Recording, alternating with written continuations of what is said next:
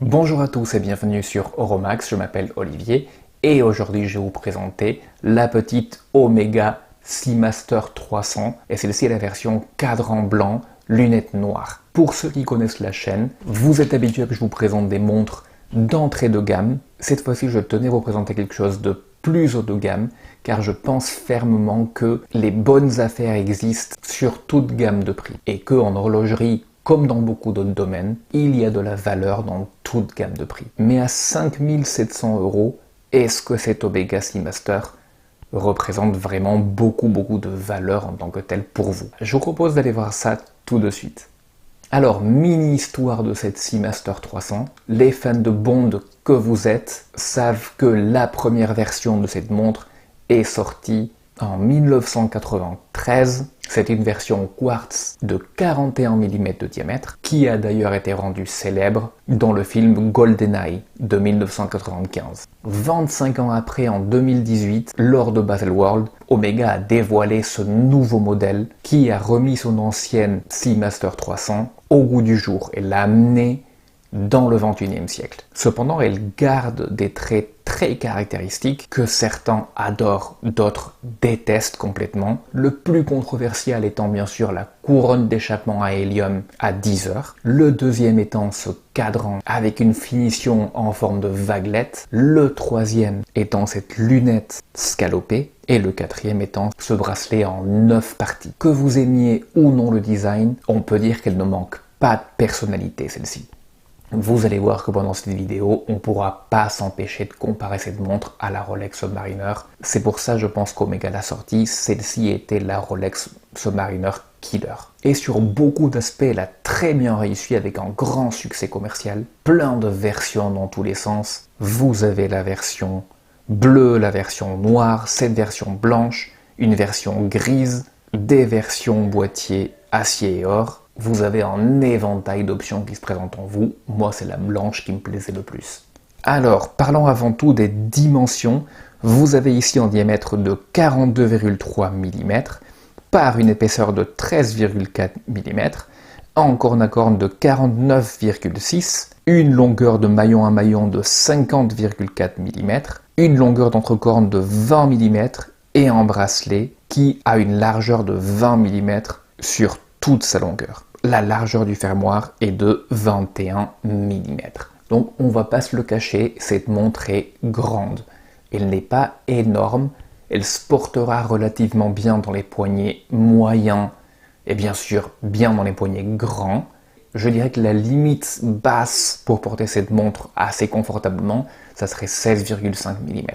En dessous de ça, laissez tomber. Cependant, ce qui aide à qu'elle se porte relativement bien est le fait que le boîtier est vraiment en angle et que les cornes descendent de façon prononcée de côté et côté du boîtier et que vous avez des maillons femelles, contrairement à la version précédente. D'où cette longueur de maillon à maillon de 50,4 mm qui certes est grande, mais plus petite quand même que la longueur de maillon à maillon d'une Rolex Submariner. Mais parlons de ce magnifique cadran, magnifique à mes yeux bien sûr, car j'aimais bien les vagues de la première version de cette montre et j'ai été triste lorsque dans sa deuxième version, elles ont été supprimées. Mais ici, elles font leur retour, gravées dans ce cadran en céramique ou alors en oxyde de zirconium, comme Omega aime le rappeler. Ils ont même pris le soin de mettre le symbole chimique de l'oxyde de zirconium directement en dessous du pignon des aiguilles. Sur le haut du cadran, vous avez le symbole d'Omega, écrit en toutes lettres Omega juste en dessous, Seamaster en rouge pour matcher avec le bout de l'aiguille de seconde, Professional en dessous. Ça fait quand même beaucoup de texte. Sur la partie basse du cadran, coaxial, Master chronomètre 300 mètres, 1000 FT, 1000 pieds. Et juste en dessous, le guichet de date qui est à 6 heures. Ceci a été vu comme un gros avantage par rapport à l'ancienne version où le cadran de date était à 3 heures, car un guichet de date à 3 heures ne vient pas casser la symétrie du cadran. Parlons des index. À midi, vous avez des doubles rectangles, des rectangles à 3 heures et à 9 heures, et à 6 heures, le rectangle qui est coupé par le guichet de date. Nous avons des index ronds partout ailleurs. Ce qui est très intéressant par rapport à ces index est le fait qu'ils sont très épais, ce qui nous donne une indication par rapport à la quantité de matériel lumineux qu'ils contiennent. Allons voir d'ailleurs ce que ça donne quand on met cette montre dans le noir. Vous voyez qu'en effet, on a une belle luminescence bicolore, majoritairement du Superluminova BGW9 avec sa couleur bleue partout, sauf sur l'aiguille de seconde et l'index du cadran, où vous avez de la Superluminova C3 verte. Vraiment très jolie. La luminescence dure bien longtemps après la première charge, comme vous le voyez si on accélère la vidéo. Parlons de l'insert de cette montre. Vous avez un insert en céramique noir avec des graduations qui sont décorées en émail blanc. La lunette est unidirectionnelle, 120 clics. La sensation quand vous cliquez est vraiment très bonne. Ceci est après tout un produit de luxe à 5 700 €. Il y a quand même un niveau d'exigence. Je dirais à mon goût, je préfère la sensation de rotation d'une Submariner moderne. Mais ici voilà, rien de spécial à redire non plus. On est sur du produit de luxe. Passons à un aspect très intéressant de la montre, c'est le boîtier. Déjà la forme de celui-ci, vous avez les très classiques cornes de chez Omega en forme de lyre avec ces belles surfaces alternant le poli et le brossé. Sur les flancs de la montre, vous avez un magnifique brossage horizontal et sur les parties extérieures de la lunette, vous avez un brossage qui suit les lignes rondes de celle-ci. Parlons couronne, car c'est un point très caractéristique de cette montre. Vous avez ici deux couronnes, certains aiment bien, certains détestent.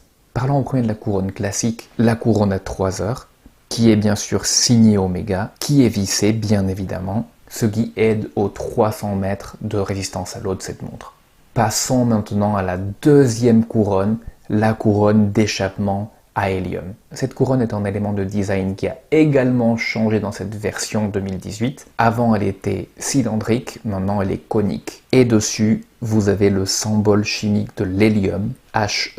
Alors, pour ceux qui ne connaissent pas comment ça fonctionne, si jamais vous faisiez de la plongée de saturation, c'est-à-dire si vous étiez dans une cloche pendant plusieurs jours, voire plusieurs semaines sous la mer, et que vous portiez cette montre, celle-ci se remplirait d'hélium. Si vous remontez en surface, l'hélium a tendance à exploser, ce qui pourrait pu faire exploser la montre. En ouvrant cette petite valve, donc en dévissant la couronne, vous permettez à l'hélium de s'échapper, ce qui évite que cette montre explose en remontant en surface. Autant vous dire que personne de chez personne qui porte cette montre va s'en servir pour cet usage. C'était bien évidemment un choix esthétique de la part d'Omega. Bon, mauvais, je vous laisse en décider.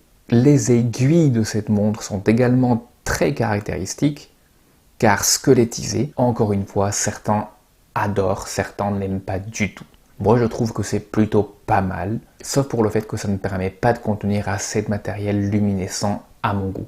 Parlons du bracelet de cette montre. Énormément de complexité dans ce bracelet qui est fait en 9 parties. Oui, 9 parties différentes et indépendantes pour réaliser ce bracelet. Rolex, avec son classique bracelet Oyster, vous donne 3 parties différentes et indépendantes. Dans un bracelet Jubilee qui est déjà bien plus complexe, vous avez 5 parties, ici vous en avez 9. Imaginez la complexité. Mais le bracelet n'est pas la partie la plus intéressante qui vous permet de garder cette montre à votre poignet. Ce prix est décerné au fermoir.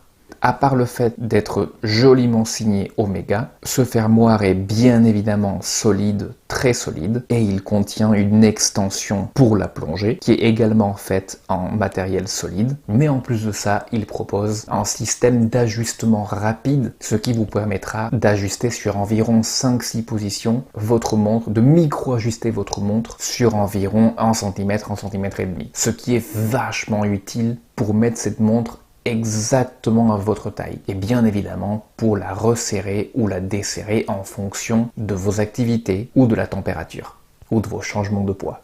Mais ne vous inquiétez pas, on a laissé le meilleur pour la fin. Et ça, c'est le mouvement, le magnifique mouvement Omega Coaxial 8800. Alors, je vais pas vous ennuyer et je ne saurais pas non plus exactement vous expliquer ce que c'est qu'un mouvement coaxial. C'est une évolution de l'échappement normal à encre, mais qui rajoute davantage de pièces à l'échappement, à moins qu'il y ait moins de frottement. Ce qui permet en fait à Omega de proposer des intervalles de révision de cette montre de 10 ans, ce qui est quand même incroyable. Au-delà de ça, ce mouvement est bien sûr COSC, bien évidemment, mais il est en plus de ça METAS. Alors METAS, c'est une norme qu'Omega a sortie dans les années 2010 en collaboration avec l'Institut fédéral suisse de métrologie, qui dit que la montre a le droit de dévier entre 0 et 5 secondes par jour, donc bien meilleur que le COSC, et en plus de ça, qu'elle présente une résistance de 15 000 Gauss. Pour tout vous dire, c'est 15 fois plus qu'une Rolex 1000 Gauss. Ça peut vous permettre de garder votre montre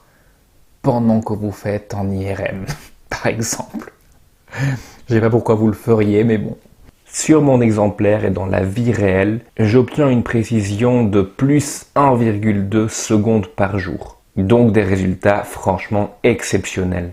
Ce mouvement bat à 25 200 battements par heure, donc 7 battements par seconde, juste en dessous du classique standard suisse de 28 800 ou 8 battements par seconde, mais à l'œil nu c'est pratiquement imperceptible, et il a une réserve de marche de 55 heures. Donc un petit peu en dessous quand même du standard suisse actuel qui serait plus autour des 70 heures pour les montres de luxe.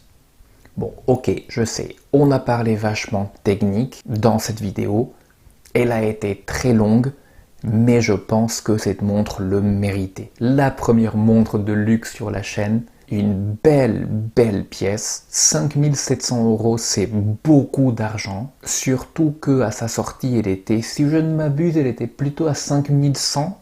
Donc beaucoup d'inflation depuis, dans les derniers 4 ans. Je pense que les marques suisses abusent un petit peu, comme d'habitude. En conseil, essayez de la trouver en seconde main, ou alors par un revendeur officiel, bien sûr, qui vous fera un prix, comme ça a été mon cas. Donc la mienne, je l'ai achetée pour la naissance de mon fils, et je l'ai eu pour un peu plus de 4 000 €, je crois. Ce qui me paraît être un très bon prix pour une montre comme ça. Voilà, si vous avez des questions, n'hésitez pas.